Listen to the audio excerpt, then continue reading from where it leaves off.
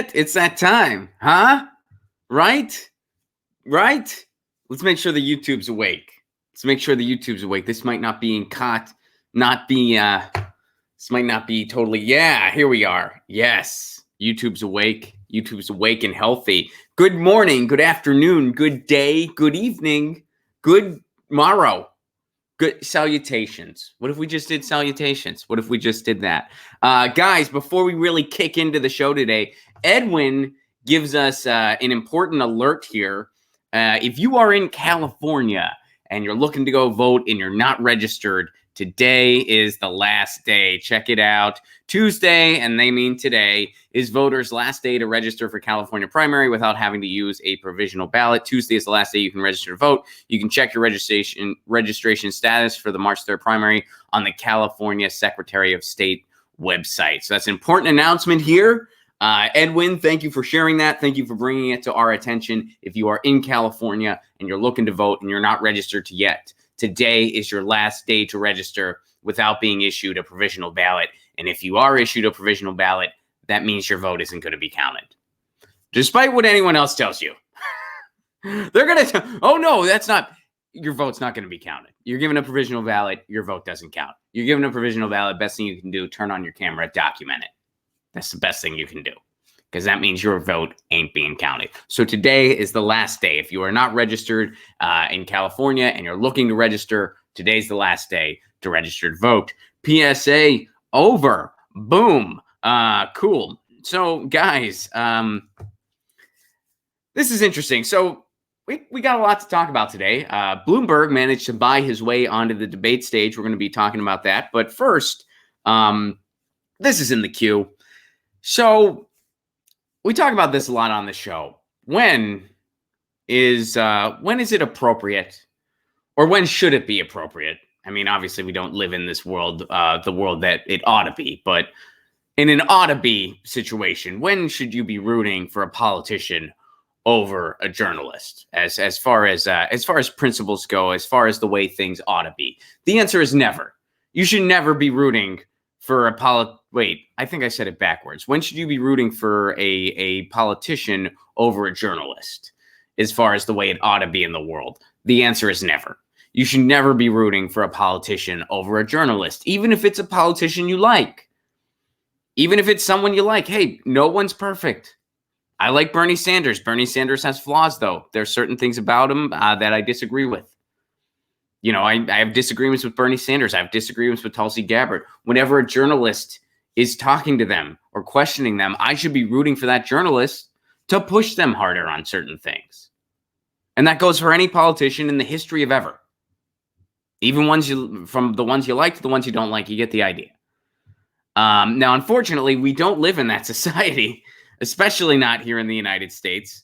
And sometimes you find yourself rooting for a politician over a journalist because the journalists are so inherently corrupt and just mouthpieces for their owners, which are big corporations looking to serve their own self-interest.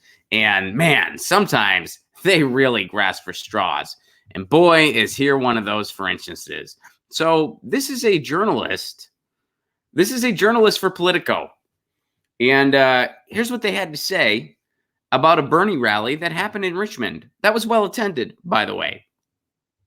Traffic to leave Bernie Sanders rally has been in a complete cold stop for half an hour in Richmond. Not a good look for the city of Richmond, or Bernie Sanders, for that matter. They're blaming Bernie Sanders because there was traffic leaving one of his rallies. I really hope this person never gets into music reviews. I saw the Rolling Stones last night. There was a lot of traffic leaving the venue. Not a good look for the venue, or for the Rolling Stones for that matter. Needless to say, I didn't get satisfaction that night. What about the concert? You didn't say anything about the concert. You just said something about my review is over. You know, the other night, this was Sunday night, my fiance and I wanted to try this new Mexican restaurant in town. Well, newer. We haven't been there yet. It's been around for a little bit, but we've not been there yet. It's supposed to be really good. The Yelpers are saying, this place, yeah. So my fiance really wanted to go. I was like, let's go. And we didn't make a reservation because we were thinking Sunday night, it'll be chill, whatever. What we did not take into account, because we didn't think of it, was that the next day was President's Day. So a lot of people were going to be out to eat, And so we get to the restaurant. They're like, do you have a reservation? We said no. The guy goes, I'm really sorry, but we are totally booked this entire evening. And I was like, wow, okay. You guys are a hot spot. Cool. And he goes, something might open up at the bar. And I was like, all right, man, tell you what, we'll wait at the bar for a little bit. And if something opens up, we'll just sit at the bar and eat there. But, we're kind of hungry. So if something doesn't open up soon, we'll probably just go somewhere else, And he was like, oh, I'm sorry about that, which it was a courtesy apology. Obviously, he didn't do anything wrong. It was like a courtesy, like, sorry for the situation. And I said, hey, man, it's a good problem to have. We'll be back soon, and we'll plan better next time, and we'll make sure we have a reservation because we're both excited to eat here at some point. And he was like, all right, cheers. Have a good night. And we waited a little bit. Bars didn't really open up. So we went somewhere else instead. And we went to a really good place, too. And it was somewhere we also hadn't been before. So, cool night all around. But I didn't when he said... When he said they were full, I didn't get out my iPhone and be like, I'm going to log on to Yelp right now. This is not a good look. What human being would do that? I'm sorry, but this is not. I came here to eat, and all these tables were full. Everybody. There was traffic getting out of this sporting event. Like, who thinks like this? And this person knows better. This isn't an actual observation from them. They're just that desperate to smear Bernie. And did they expect him to go out there and direct traffic? Did they expect Bernie Sanders to go out there? Maybe he'd have a yellow vest on, just going out there like, all right, we are going to use the zipper form of merging.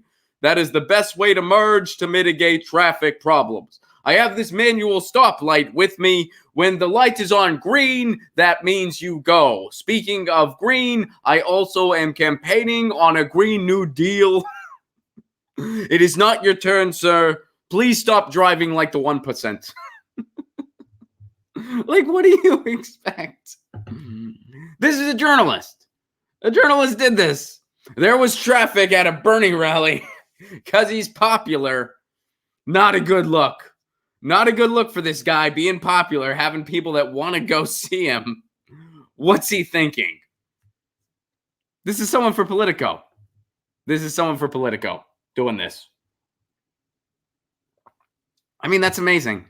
Imagine any kind of other piece of news like that. Like imagine if they did that for a concert review. There was traffic getting out of the parking lot.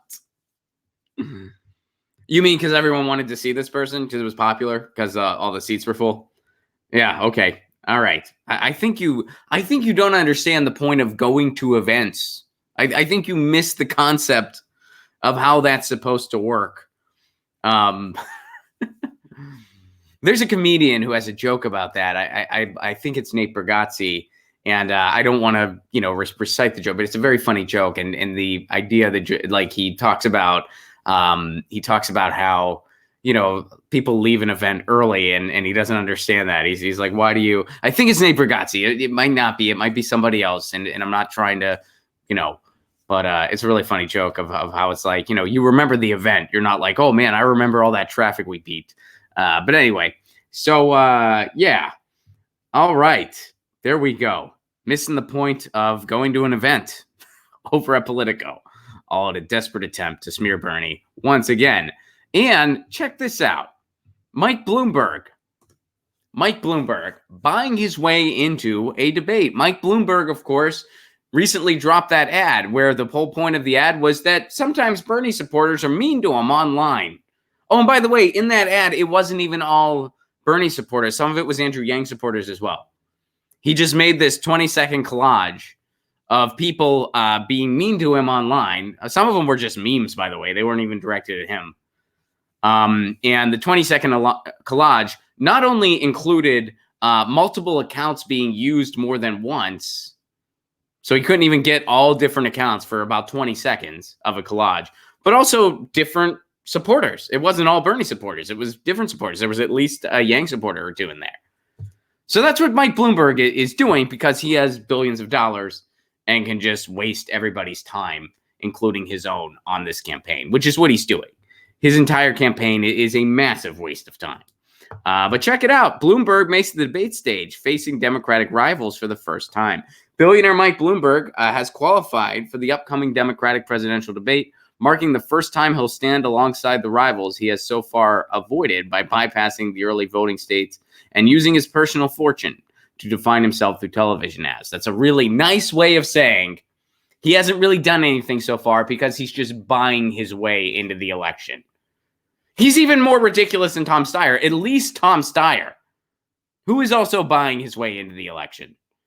But at least Tom Steyer has been on the debate stage. At least he has engaged in the debate.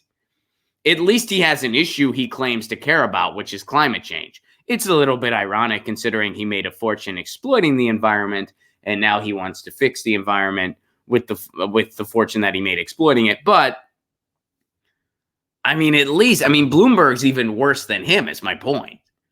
Tom Steyer at least talks about issues, at least shows up on the debate stage. Bloomberg hasn't even done that. He's shown up to the debate on Wednesday. And the former New York City mayor will appear in Wednesday's debate in Las Vegas alongside Sanders, Biden, Warren, Amy Klobuchar, and Pete Buttigieg. Now, as this article points out, the DNC recently changed its rules for how a candidate qualifies for the debate, opening the door for Bloomberg to be on stage and drawing the ire of some candidates who dropped out of the race for failing to make prior stages. Candidates were previously required to receive a certain number of campaign contributions to qualify, but Bloomberg, who is worth an estimated $60 billion, is not taking donations. So they scrapped that rule. So what are the rules exactly? Joseph shares this. So these are the rules. Now, keep in mind, they do this all the time. They make up the rules as they go. They being the DNC and the powers that be, they make up the rules as they go along. And usually as they're making up the rules, what they do is they try to get more underrepresented candidates that are, more for the working class generally, usually candidates that are anti-war, that have a smaller footprint because they don't take big donor money. They try to change the rules to get them off the stage as soon as possible. So they'll make these rules where campaigns that have less financial resources won't be able to meet them. Like they'll say things like, oh, you have to have a certain amount of offices in a certain amount of states. You have to have this many volunteers or not volunteers, but this many like campaign offices and staffers and stuff like that, things that require financial resources. That's what they do. So that way they get the campaigns out of there that don't have as many financial resources. Probably because they're not establishment candidates. That's usually how that works out. But here's how they changed the rules to benefit Bloomberg. So here's the rules. Let's scroll down here. There were 3 ways to qualify for the debate. According to the rules by the DNC, a candidate could qualify by getting 10% or more in 4 national polls. And the DNC has to approve these pollsters, getting 12% or more in the polls from approved pollsters. Finally, they could have also qualified by picking up at least 1 pledged delegate. Now, there used to be a rule that you had to have a certain amount of individual support. They did away with that rule for Mike Bloomberg. Why did they do away with that rule for Mike Bloomberg? Well, he'll tell you, well, it's because he's not taking contributions. But really, it's because he doesn't have any grassroots support. So they're going to do away with that requirement so that he can get on the debate stage. He managed to buy his way onto some polls. He managed to flood the market with his ads so much that he showed up on some polls. But he doesn't have the individual support that a candidate should have to be on that stage at this point. So they scrapped that rule for him. And that's how the DNC operates. They make the rules up as they go along to squash candidates without all the money, without the establishment support. And then they make the rules up to benefit those candidates who are just openly part of the oligarchy, who are openly just trying to buy an election. They change the rules to help those candidates. Instead of changing it the other way, they'll never change it the other way. They'll never be like, you know what? Even if this campaign doesn't have all the financial resources as some other campaigns that take corporate money, which shouldn't be legal, but that's a different conversation. This person has so much individual support, they should be on this stage. The people have clearly spoken and want to see them. They'll never change the rule that way. They'll never change the rule to benefit more grassroots candidates.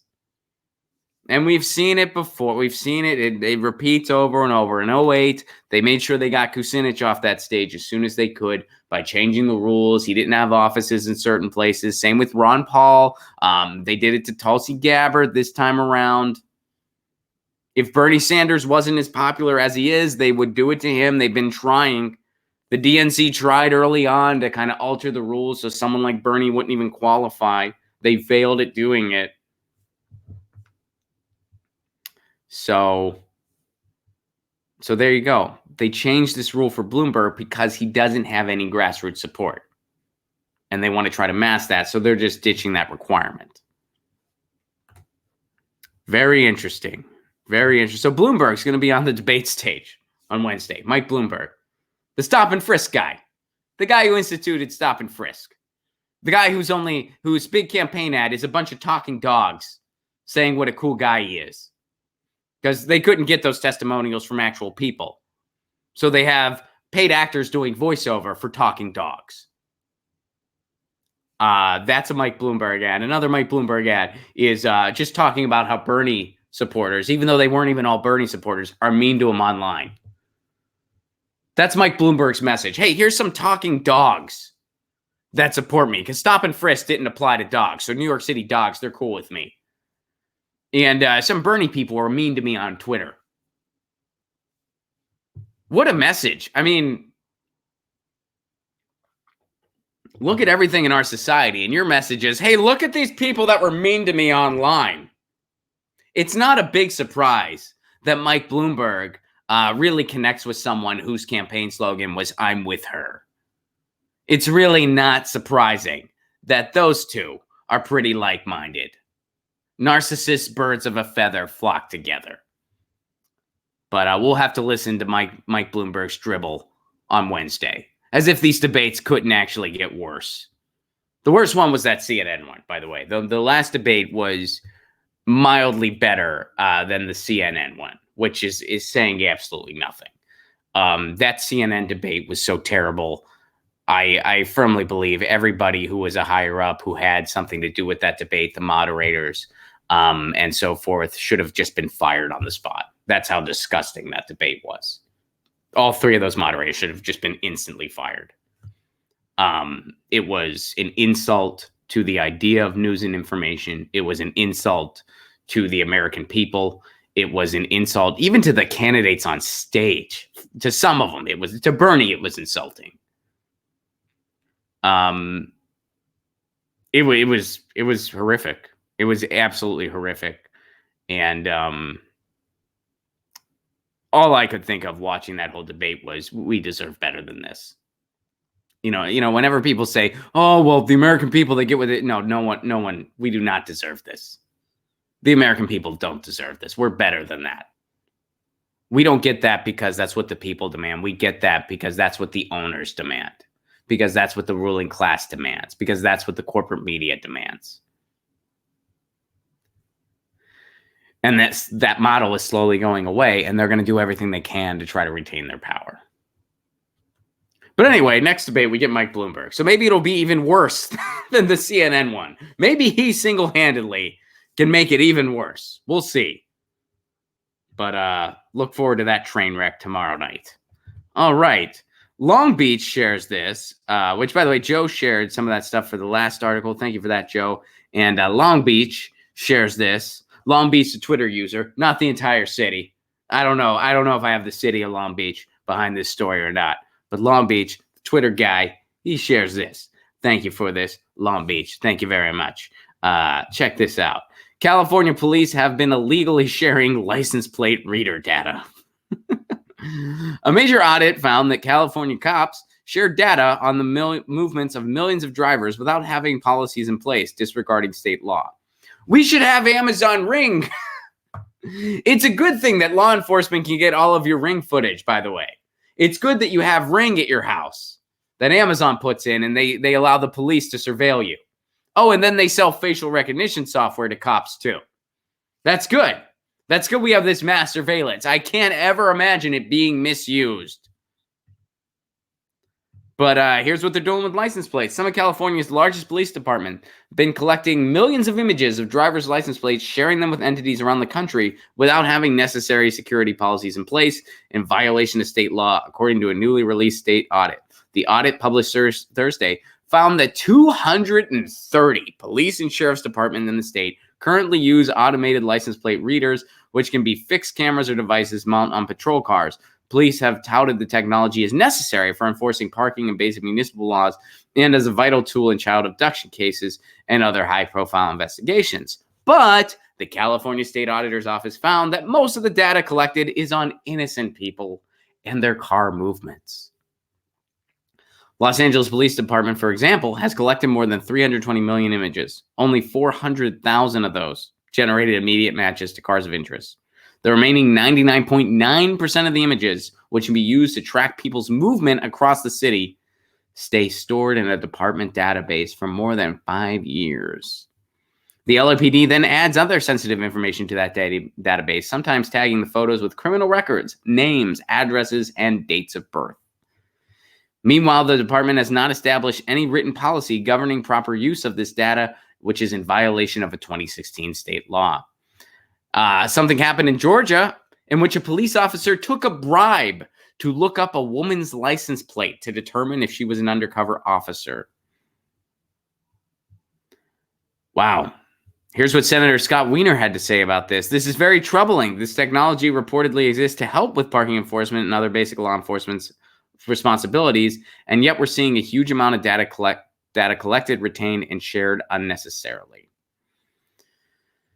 And the LAPD said it plans to finalize an ALPR plan. That's a plan on how to use this data. By April, they're supposed to form a plan. Until April, the 99.9% of data, they'll keep collecting that and storing it. Then come April, they're going to come up with a plan. And don't worry, your civil liberties will be well in check. So that's going on. That's going on in California. Simultaneously, people are installing Ring in their homes. And many of them don't realize that they're being surveilled by the police. The police make contracts with Amazon Ring. We don't even know to what extent.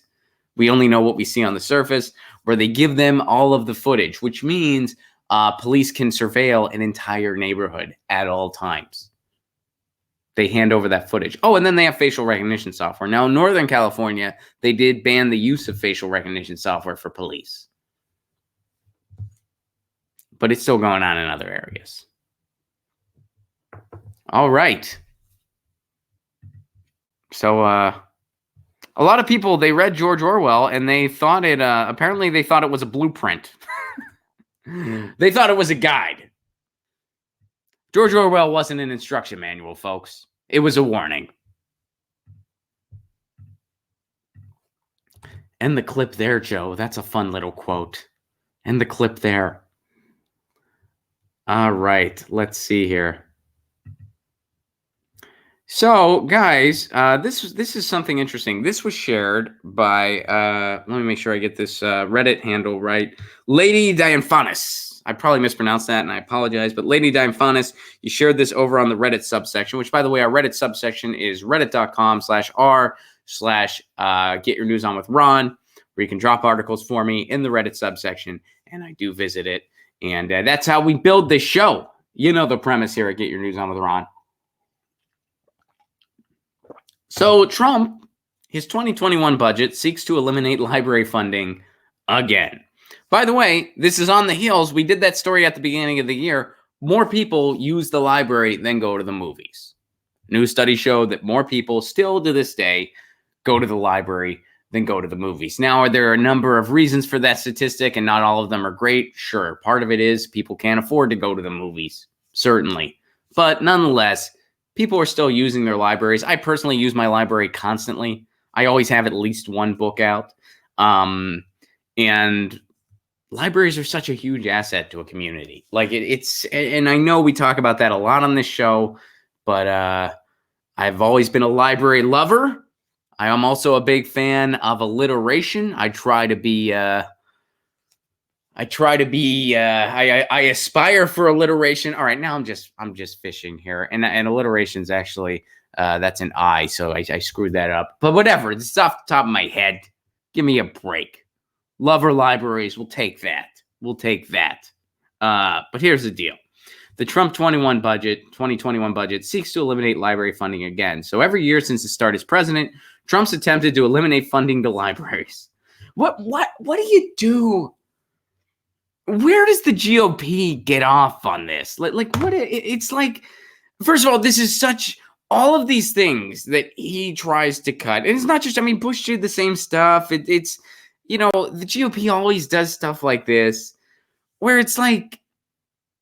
It's just cruelty. Like there's just no reason for it other than they're just cruel and hateful.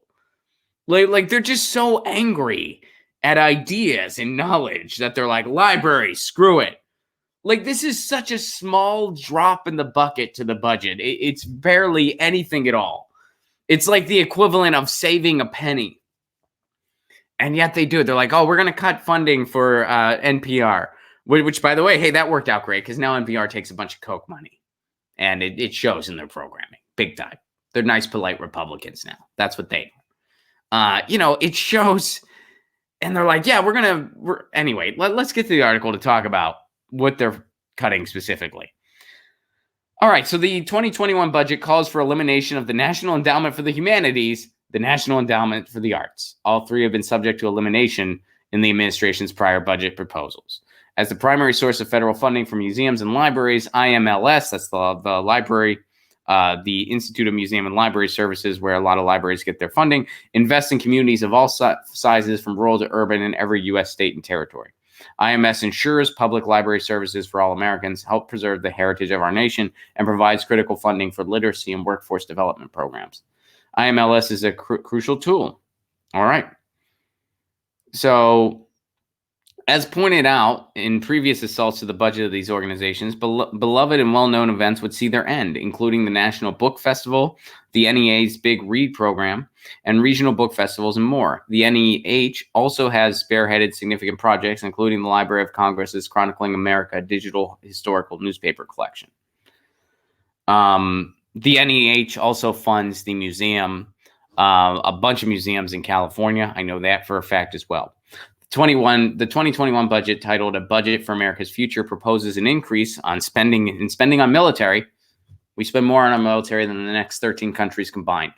Veteran Affairs and NASA will eliminate the above social programs. Let's go to space because we've just given up on Earth. We're going to make Earth even worse, but we're going to go to space. Oh, and it also wants to cut the Environmental Protection Agency, which is already just a shell of itself, and Medicare and Medicaid. Each of the last 4 years have brought significant pushback for the elimination of these programs, and each year the budgets have been restored and even increased. So people fought back, and they didn't take the budgets away. Americans for the Arts, a watchdog and advocacy group for the arts and humanities, noted that previous attempts at cuts were thwarted, and that pushback and demonstration of the need for cultural enrichment not only challenged the cuts but increased them. So, what should you do? Let's see here.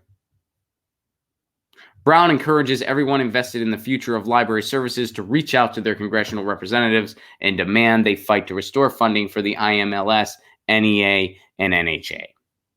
And we'll make sure there's a link at the bottom there. You should reach out to your congressional representatives, tell them to support the IMLS, the NEA, and the NHA. Because they've been trying to cut libraries, they've been trying to cut the arts, and those past attempts have been thwarted. And instead, funding increased because people spoke out and people wouldn't be silent about it.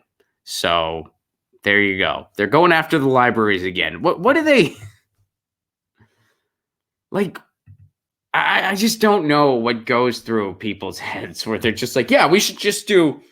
It's a fraction of a fraction of a fraction of our budget. We can pay for it many times over. All it does is make people's lives a little bit better. That's all it does. It makes people's lives better. People are able to go to their library to get books and DVDs and music and whatever else, to learn a new language, to go to some of the programs that their community offers. And a lot of people that use the library, people of all walks of life, of course, use the library, but a lot of people that use the library are poor because that's the only way they can get those types of resources. There's a lot of people, they can't afford Netflix or they can't afford Hulu or they can't afford. So the library is where they go so that they can watch movies. There's a lot of people, they go to the library to use the internet. That's still a reality in our world. And we have a government that wants to take that away from them for no reason other. I mean, this is just cruelty. There is no reason other than just straight up cruelty. And this didn't begin with Trump. Bush did the same nonsense. Obama, to an extent, did the same thing too. Usually when a Democrat's in the White House, you don't see the same attack on the arts and stuff like that. It's more subtle. Similar things do happen, but it's more subtle at least. And this is just an example of just a government actively working against its people. And this is what happens when you have a right-wing party and a fascist party. Take your pick. Take your pick. Man, so, call your representatives, try to fight this. We fought it before, and they weren't able to get away with what they wanted to do. But we got to fight again.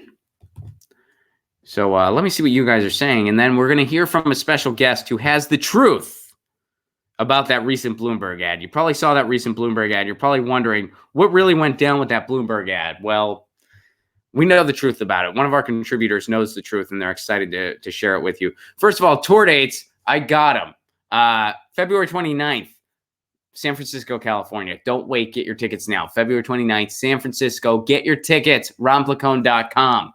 Shahid Buttar is going to be there. He's saying a few words. Graham Elwood and myself are both doing headlining sets. We're also going to we're going to have protest songs and sing along. Different groups are going to be there. It looks like PM Press, the radical book publisher, they're going to be tabling too. It's going to be a really fun night in San Francisco. Get your tickets February 29th. March 12th, Orlando, Florida. March 13th, Tampa, Florida. March 14th, Miami, Florida. April 9th, I'll be at Concord University. April 10th, Pittsburgh, Pennsylvania. April 24th, Seattle, Washington. April 25th, Portland, Oregon. May 14th, Indianapolis, Indiana. May 15th, Detroit, Michigan. May 16th, Cleveland, Ohio. And we got dates all throughout the year. Louisville, Nashville, Atlanta. Tickets are coming. Hold tight. Tickets are coming. Chicago, Milwaukee, Richmond, Virginia, Washington, D.C., Philadelphia, Pennsylvania, New York City, baby. We're coming to New York in September. Get your tickets now. That's going to be a really fun show with a lot of special guests and a lot of neat stuff going on. Boston, Massachusetts, Portland, Maine, Burlington, Vermont, Madison, Wisconsin, Minneapolis, Minnesota. That's us in 2020. Get those tickets, ronplacone.com. If you want to support this show on the sustainability end, please do consider becoming a patron. Patreon.com/ronplacone. For a give what you can level, you get all kinds of exclusive content, including my album. You get video clips not available anywhere else. You get a patrons-only stream where I respond to the patrons once a week, and you help me expand this show. I'm trying to do the Sounds of Revolution interview series where I talk to musicians and other creative types about what they want to see in 2020. And I'm also trying to do mini documentaries around municipal broadband and city-owned internet. We've made some progress, but we're hoping to make some more. Patreon.com/ronplacone if you are so able to make this content a reality. JT, thank you very much for the Super Chat contributions. The DNC changed the rules for King Mickey because they almost went bankrupt. They say they only have about $8 million cash right now. All right, I guess we'll see. Thank you for that, JT. Thank you, JT, for the Super Chat contribution. Thank you, Lady Diane Faunus, for the library story. Thank you, Joe, for the information about the rules being changed for Bloomberg. And thank you, Edwin, for the alert that today is the last day to vote. Thank you guys so much for that. I'm going to sign out, but do not leave. Do not leave because we got a contributor coming in who, according to him, he has the truth about what went down with the Bloomberg ad. So I don't know. This is my first time hearing it. I don't get prepped on any of this stuff. But please stay tuned for the truth. I will be back tomorrow, same time, same channel, 2 p.m. Eastern, 11 a.m. Pacific, right here over on the YouTube. So wherever you're watching it, this has been Get Your News On with Ron, the world's first viewer-curated streaming news show. And until tomorrow, you know the drill. Lucy says meow. I say peace. Peace.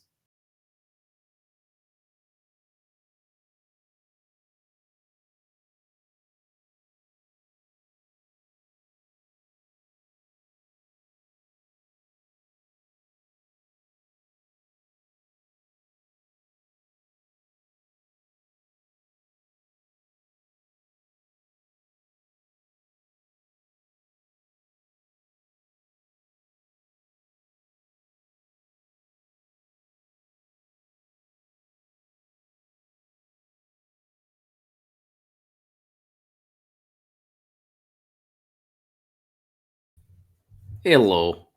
Yes, it is me. This is Chaos Agent 11. As you know by now, Mike Bloomberg dropped an ad this week where he blamed Bernie Sanders supporters for being mean to him online. And his entire ad was like, hey, these Bernie people, they're mean to me. Isn't that sad? Oh no.